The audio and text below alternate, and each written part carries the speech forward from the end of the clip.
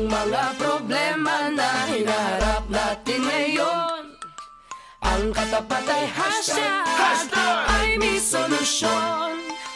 Ang ugat ng problema ay bigyan ng solusyon. Huma-hashtag ay may solusyon.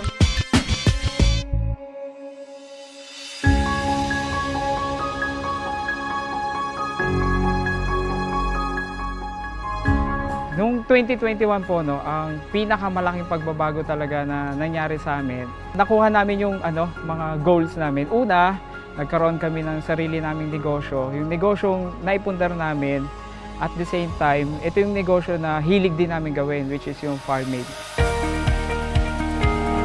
Kasi dito po sa NCR, ang pinakamahirap po talagang struggle kapag nag-uumpisa ka magnegosyo. Paano ka magsisimula ng isang negosyo dito sa NCR, lalo na kung you are into agriculture. Advantage na napalanunan namin doon sa YFC, nagkaroon kami ng grant, parang naging posible na lahat. So nagsimula kami ng pagtatanim ng lettuce. Ang sinervan namin na market ay yung mga Samgyeopsal store, tapos yung mga Vietnamese store, tapos at the same time yung mga nagtitinda ng hamburger. After ng pagkakaroon ng lettuce farm, ang sumunod naman ay nung binuo namin yung 5 micro-business.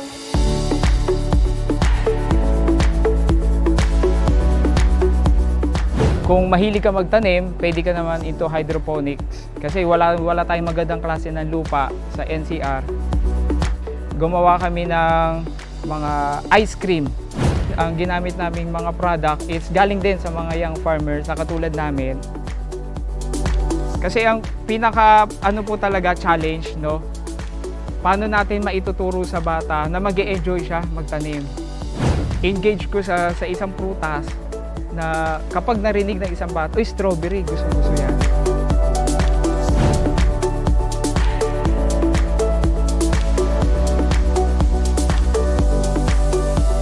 Ang pinaka po talaga namin ay mag-introduce ng mga bagong pakain sa bata.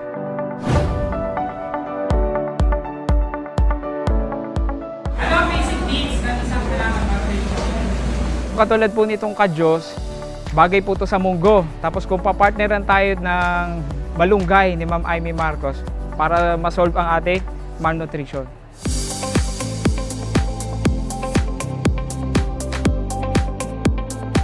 Noong 2021, na-expose na rin po tayo sa social media. Nakilala na tayo na dito sa division. Nilapitan na tayo ng mga teachers na gusto mag-aral ng hydroponics. Part ng advocacy namin, kasama ko sa business, nagturo na rin kami ng mag-hydroponics sa iba't ibang school na nakapag-convert na rin kami ng iba't ibang school. 2 birds at the same time. Kumikita yung paaralan, nakakapag-serve sila sa feeding program. Bilang young farmer, yun po yung pinakamalaking reward.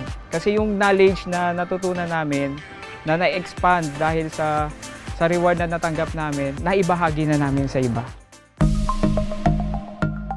Ako nga po pala si Vernie Esbeo, isang Young Farmer Challenge Batch 2021, isa na rin pampublikong guro.